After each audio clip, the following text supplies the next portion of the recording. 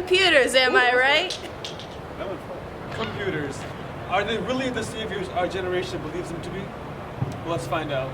In actuality, computers aren't the eco-friendly alternative we're looking for.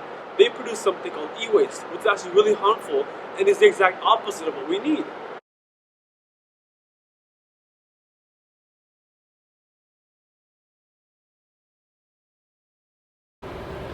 In addition to e-waste, computers can produce a lot of pollution. The two main ways they cause pollution are by seeping into the soil and water source, and two, when people burn the computers to extract the metals. The three main metals that are found in computers are lead, beryllium, and mercury. These three metals are actually the leading cause of global warming. They first mix in the soil and water source, and they pollute everything around them. These waste computers are sent to third world countries where they're processed and they're stripped of all the precious metals. This process is usually illegal because there are laws made by the UN that prevent this waste. However, the slaves that are working in these conditions in the landfills do not have laws and rights because there aren't laws implemented in these countries to handle this issue.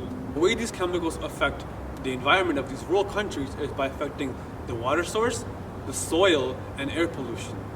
The chemicals in the LCD screens mix with the water and the soil, which causes them to be toxic and very harmful. The soil is unfertile and the water is undrinkable or unbathable or anything like that, so it's basically useless. In air pollution, components of the computer are burnt to extract precious metals. This process of burning these components causes a lot of toxic chemicals to release into the air, which can affect the agriculture and also the living conditions of these people who are living in these rural areas. Also, since tech is evolving, so is the way we're being disposed of. By openly burning technology, we're releasing hydrocarbons into the air, which causes air pollution. There's an estimated 29.8 million people living in slavery-like conditions, which is why they're being forced to work in landfills.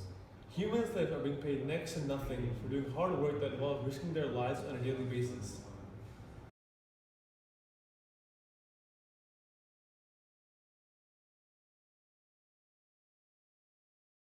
Computers may open up a world of brand new possibilities and may be very helpful for our society, but what are they doing for us?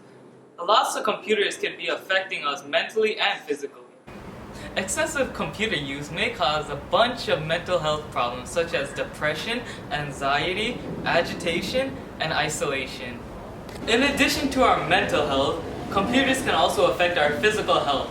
Computers have been known to be linked with a bunch of problems such as cancer, radiation problems, tunnel vision, carpal tunnel, back strain, eye strain, sleeping disorder.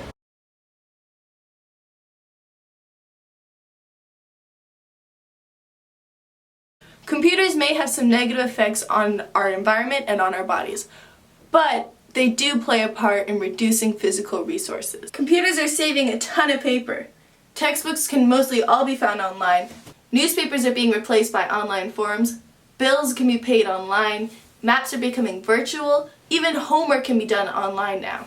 Computers' impact on the environment can be limited just by your actions. Replacing old bulky computers with new laptops. Using flat panel display instead of CRT monitors. Unplug your devices when you're not using them anymore.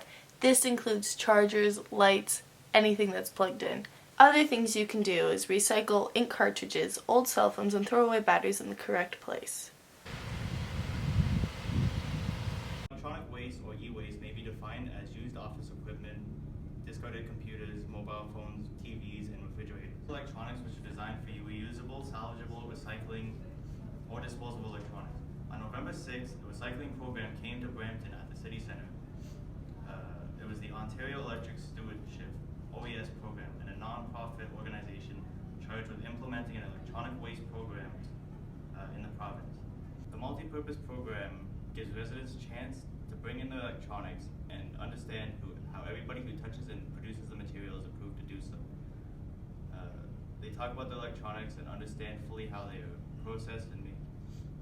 The program provides school children with an understanding of electronic programming recycling happening. The OES mobile unit has traveled to 12 communities since October 16th and collected 250 tons of electronic waste. Introduced just over a year ago, the program has met with a great success in just a short span of time. Gets recycled is as follows. First, all the items are managed by hand, and the batteries and all the copper that is found is used for quality control. Initial size reduction process. Items are shredded into pieces as small as 100 millimeters, but are carefully managed so that the data destruction happens. Secondary size reduction. The small debris are shaken to make sure it is evenly spread out on the conveyor belt before it gets broken down even more. Any dust that's all left is disposed of in an environmentally friendly way. Over band magnet using magnets, steel and iron. Metal and non-metal content, aluminum, copper, and brass are all metal that can be used again or resold as raw materials. Water separation is used to separate the plastic from the glass contents. Once it's separated, all raw materials can then be resold again.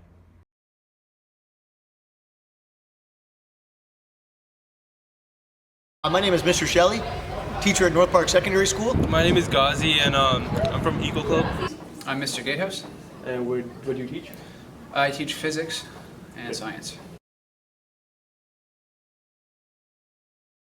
I think in terms of disposing of said computers, if they're just going to landfills, if they're not being recycled properly, and they're just sitting there, and there are a lot of very harmful, I don't know if chemicals is the right word, but toxins that could be released into the environment if those computers are not disposed of appropriately. Well, computers to run in general takes energy from coal plants, and the coal that is produced from those plants go up to the sky, so the CO2 goes up to the atmosphere, causing global warming around the whole world. The biggest way that computers affect the environment is in terms of the waste that they produce. Companies produce computers and things nowadays that are meant to be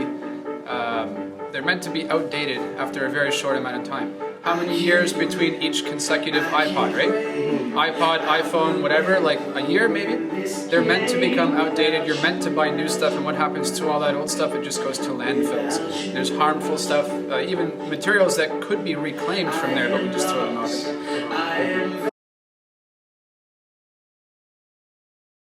Two things. I think manufacturers need to take into account that we've become a toss-away society with our electronics, that basically things are only designed to last a year or two, and then they're either obsolete or not running fast enough. So I think the manufacturers of these devices need to take that into account. If they can manufacture things with, better RAM, better memory, larger hard drives where they will last longer. And then number two, I think that the word needs to get out about how to properly dispose of said materials. I know a few places where I can drop off old cell phones, old computers, old tablets, but I think that word needs to get out there so that they don't just end up in landfills. I think the disposal of computers, cell phones, tablets, cameras, any electronic devices, if there are more drop-off spots for them to be recycled properly rather than just ending up in landfills, I think that would help out the environment huge. Turn off the monitors. Anything else that? No. Speaking with our money is a phrase I like to use, is you can choose what to buy. Maybe Apple will start producing all these new phones and planned obsolescence if we stop buying new phones every year. So speak with your money. Tell companies via what you purchase from them what your expectations of them are.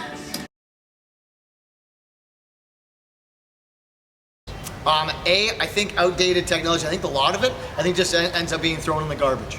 I know in my community where I live, there are 2 recycling days throughout the year where you can take laptops, televisions, TVs, and they can be recycled properly. But I bet you that the vast majority of society, I think when they're finished with them, they just throw them in the garbage, or they hold on to them in their house because they don't know how to get rid of them. Usually they go to land dumps because people don't actually recycle them properly. So if you put them outside for your garbage can, they're never going to take it, and they're probably going to put it in landfills. So Usually it's helpful to put it for e-waste recycling, which is happening next Saturday in this Eco Club school. These things correctly. We're not planning to dispose of them. In fact, if you buy something, a computer, like a computer monitor, certain parts, especially from places like Best Buy, Canada Computers, whatever, they charge you a little bit extra as a disposal fee because they know that that thing will eventually end up in a landfill. So that's a program that the government has implemented, saying that eventually these things are going to be needing to be disposed of properly. So we're going to charge you for it up front. And that's an example of what the government is doing to help minimize that.